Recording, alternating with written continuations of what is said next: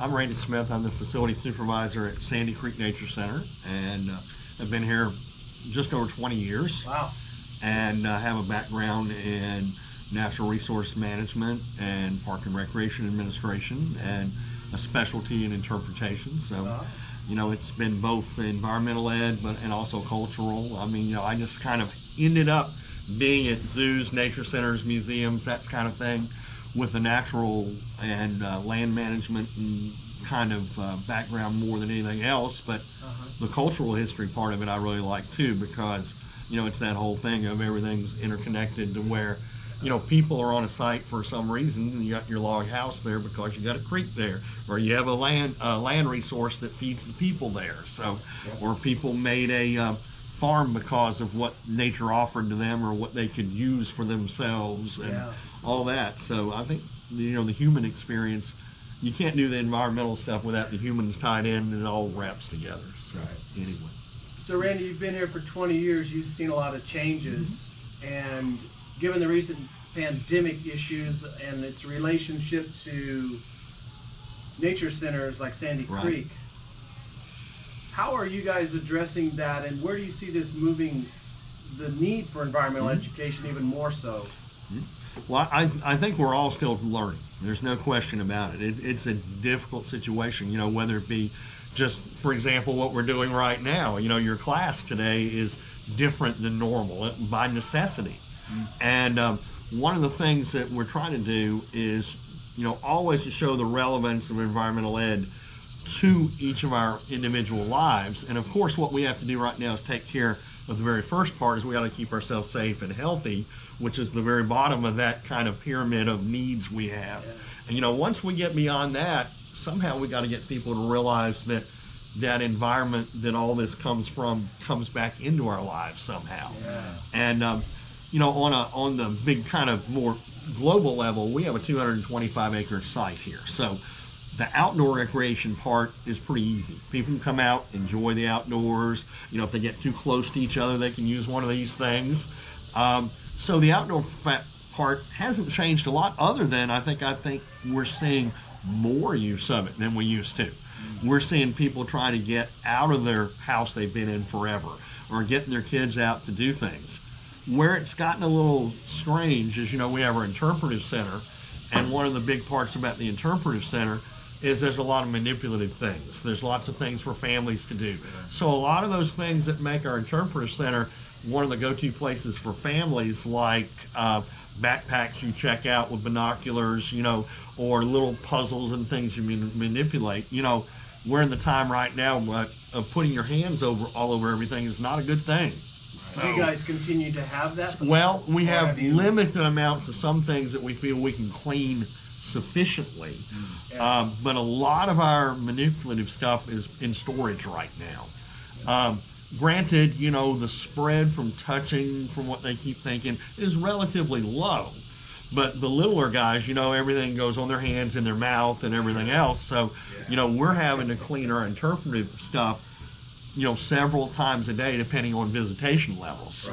And we also have to be careful too, because a lot of the arsenal of things you normally use to keep that stuff clean, you can ruin $2 million worth of exhibits real quick. Can't use bleach or things like that. We're using a lot of hydrogen peroxide right now, which is the contact time, you have to leave it on a little longer, but it's a pretty innocuous thing compared to bleach or some of the things that would discolor a graphic or make it residual to where you don't want to have it on yourself or things like that. So we're having to learn different ways to think about things too. So, that's kind of the realm of people visiting in a more of a personalized way.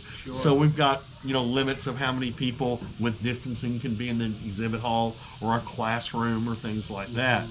We're not doing public programming in a big way right now, other than we have a lot of virtual opportunities. We have both live, and we have also things that are pre-recorded. We're doing those things multiple times a week.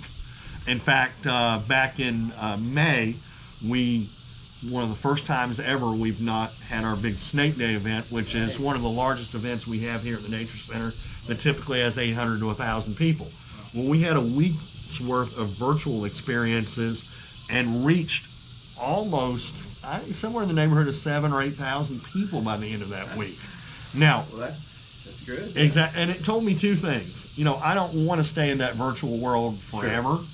On the other hand, we've decided we need to keep our feet in the virtual world because, for example, one of our best attended, if you want to say, sessions on that was an informal Zoom conference that had guys from DNR and us and Zoo Atlanta and other things doing this just kind of informal chat about snakes that people could write in stuff about it. And the cool part is we had 5 or 6 experts in the region that we didn't have to pay to be here. They didn't have to drive to come here. And we realized that it's a good way we can chat and get minds together and experiences together and reach a bigger audience. It's not a substitute, but it's another method we need to keep in our arsenal, I think, so to speak. So now, and I think we talked about a little earlier, was, you know, schools is a whole nother thing because so much of environmental ed is school-based. I would maintain, and I think a lot of the environmental ed associations are saying that our needs for that may be greater for teachers than they've ever been. And I think there's two sides to that. One side is if we don't keep it at the forefront and show them how useful that is as far as with their school standards and with their experiences, it could easily get pushed over to the side. And how do we get back into that classroom again once that happens? You know, we've got decades of experience and effort showing how we're relevant with school children. And if that, you know, if we don't want to get into that, oh, we're too busy for that this year. But, you know, our experiences with schools are to meet standards that they can't do in a classroom very well. And, you know, there are so many demands on teachers this year. Everything from having to be the mask police to the, you know, you can't touch your friend, and you know, how do we get your behavior from back to where it ought to be? Because you guys have been in weird situations for months now. You know, there's a lot of problems there, and you know, I think the fact that they would normally come to a place like this for a field trip, where kids really interact in different ways than at school, and have different skills that may emerge when they're in those kind of situations. We got to find some way to emulate some of that at a school, since few schools are going to be taking trips for a while. So because it seemed like the parking lot had quite a few cars in it. Oh, yeah. And so you've seen visitation. Have you seen visitation increase, would you say, since all of this? I've seen on the grounds visitation increase. The indoor visitation is it's way down. Now we have seen, though, in our county, prior to the mayor and commission having a mask ordinance, when it was a choice, we'd see about 20% of people wearing them. And we would have some available for people if they wanted them. And we found that the people that weren't wearing them, we didn't even want to engage them because you would be getting an argument. People say, I have no intent of doing this. And it's like, man, you know, and in my case, I almost wanted to go to a place that I can't, because we've got to be decent to our visitors. Like, for example, my receptionist up front is only less than 2 years out of beating cancer, you know, and I want to sit there and say, look, we're trying to take care of this lady here, you know, don't be a jerk. I mean, but on the other hand, once Athens-Clarke County made it mandatory, we found out, and we'll see where all the laws go with all that, because that's all up there, but we've seen a real shift that people wearing them when they come in are pretty positive, and you don't have arguments. Everybody's okay, whatever. And it's just changed the mindset a little bit. So, but again, but you guys are a county-funded facility. Right.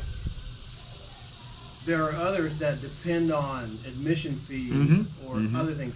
How is that? How do you think that's being affected? Oh, there's some really good discussions if anybody is interested to this level, but the Association of Nature Center Administrators, ANCA, has had some pretty good research and stuff they put out, because a lot of those guys, the majority of them, are private nonprofits, and a few might be private for-profits. And one of the things that they've actually done is I wouldn't want to say use it to their advantage, but they found a way to make it work for them, in that they've had special member days, or they've had special member programs that saying, we have enough distance and we have an instructor that can deal with 3 families this afternoon. So if you're one of our members, you get a preference of coming in and using our space instead of the general public. So they found ways to make their membership really popular for them. Yeah. Now we've looked into some things. Well, we do have some opportunities in the fall where we will do some things like that. We have some trail hikes that you can get far enough apart, or we may have a site-based scavenger hunt, or we may have an activity that we'll meet y'all on the front porch, and we have some boxes of stuff or some things you can do as a family group or friends that got together on your own out here that we can facilitate to a degree. So we're having to think of different ways to do things like that.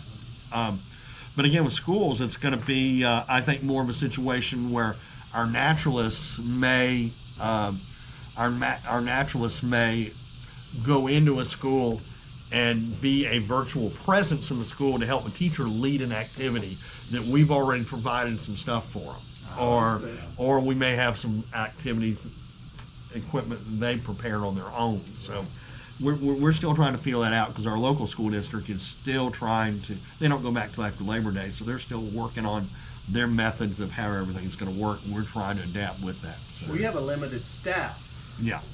You have what? What's your staff? Well, we have 2 full-time instructors, Right. Michelle and Kate are naturalists. Now we have 2 half-time interns, Okay. and we do have some concerns if they let us go into schools, which we don't know if we're going to or not Right. at this point. We're concerned about our part-timers doing that, because they're not payroll people that have health insurance like we do and all that. So we have some concerns about taking care of those guys, and they're limited hour employees. So we're real concerned about making sure things are good for them. Sure. Yeah, I wondered about how that's going to change with, I don't want to say you're dependent upon volunteers, but I think there's probably a good amount of things around here for which you utilize volunteers. How's that going to change? Yeah, we do What's have that? some volunteers for animal care back in. Okay. And they have to look at some of our protocols. Like we don't physically take people's temperatures, but we do have a litany of things. Are you feeling this way? Here's your checklist. And as long as that's okay, you can come in to volunteer, but you've got to have a certain amount of distance. Like we have our huge cadre of volunteers that are trail guides that walk on trails with kids, and that's pretty much on hold right now, because we don't anticipate very many groups out here this fall at all, because they can't cram them on the buses more than times a day than they already have to and get them out here. So we're just kind of on hold with that right now. So anyway, Have you heard any concerns from the county, your administration above you, that give you guidance? sure, I think they're trying to be careful too, because there are exposure issues with us. Even when we use these, even when we limit the number of people in the building, you don't know what happens. Like in our office spaces, everybody's really spaced out, and in some, that's kind of a funny way to put it.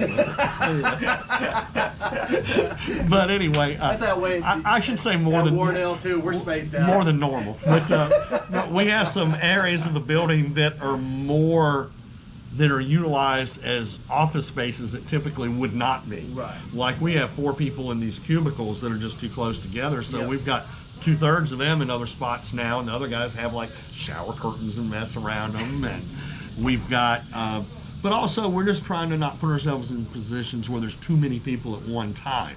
Sure. And and our big concern is not that, and again, this isn't, I think we'd be solving this problem a lot more quickly if it was something like Ebola virus, where your next door neighbor has fallen in the floor and an ambulance picks them up. But we've got this situation where not a whole lot of people get super sick, but on the other hand, we have residual things about this that nobody really is very clear about what's happening right now. So, I think it's good to be prudent, and again, we're trying to be respectful to the visitors. I mean, we had 2 facilities in Athens, Clarke County that have closed over the weekend because of exposure. There's one of the pools and one of the other areas at one of the other parks, because some staff tested positive, and they've got things shut down, cleaned up, and give it 3 or 4 days like the CDC guidelines have, and then they'll kind of go back together. And one of the challenges for us is when we had the big shutdown, people really wanted to get outside. Yeah. And we had to find ways you can be outside and serve the needs of the public. Yeah. Everything from safety to trash to limbs on a trail to all those things without making our staff be compromised. Right. but also we've got these parks are here for everybody, and we have to. And I will say the month and a half or so that we were closed, without staff on site except to feed our animals. Right. There was more trash. There was vandalism. Our log house from 1810 was vandalized. Somebody spray painted the back of it, and we got to get a professional restorer to get the spray paint off of, 200-year-old logs. And I think a lot of it's people are well-meaning, but they don't understand everything we do on these public sites has an impact, and somebody's got to take care of it. So Yeah. there's just a lot of some real challenges, and we have great varying degrees of concern here. We have some people that are, really going to the grocery store every 2 weeks is the extent of what they do. Right. And then we have other folks that aren't concerned at all, and you've got to hit a balance there. It's not always easy. So in a nutshell, Randy, what's your take on the future of environmental education as a whole across the nation, from profit to nonprofit? Well, I don't think the importance of it has changed a bit.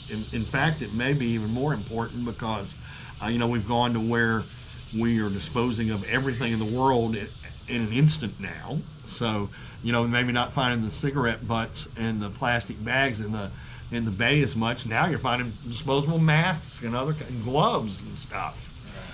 Also, I think we really get hung up on trash, and I think part of the environmental ed message is reaffirming and re-understanding that connection between the natural environment and how humans interface with it. And we got to be better at telling that story because, in fact, they think that a lot of the stuff from the virus came out of the natural environment. We have issues where we have, whether it be pandemics or other things, as we encroach on nature more, there are things we come in contact with inadvertently sometimes.